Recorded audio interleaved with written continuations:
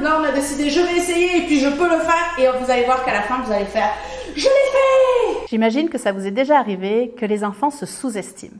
Et le problème, c'est que lorsqu'il y a ils se sous-estiment de manière répétitive, chronique, ça finit que directement vous leur demandez quelque chose et ça va être « je suis pas capable ». C'est de suite comme ça. Ça, c'est une problématique parce que tous les enfants sont capables. Tout le monde est capable. Je suis capable, tout le monde est capable.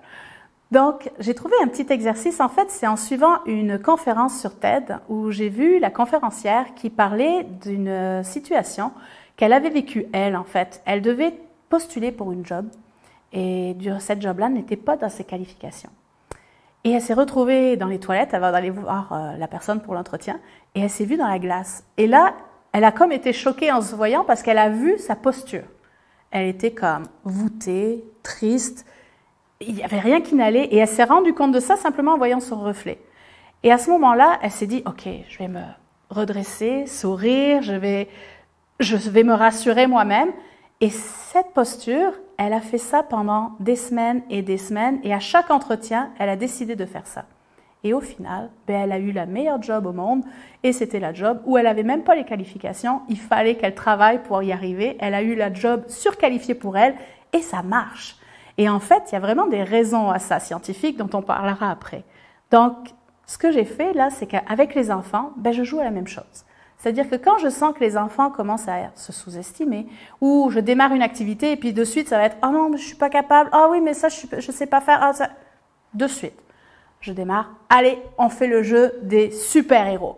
Et là, ce que je leur demande, c'est on se met tous en cercle. On met les mains sur les hanches, comme des super-héros, les épaules en arrière, on lève le menton parce qu'on est fier, on sourit et on dit « je suis capable ».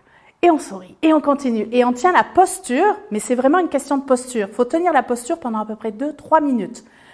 Faites-le juste là avec moi, puis vous allez voir, l'attitude est déjà différente. On se sent différent à l'intérieur. Et c'est réellement ça qui se passe. Au niveau scientifique, c'est vraiment ça qui se passe. C'est-à-dire que notre cerveau ne fait pas la différence entre ce qu'il imagine et ce qu'il sait ou ce qu'il voit. Notre cerveau, pour lui, il n'y a pas de différence à ce niveau-là.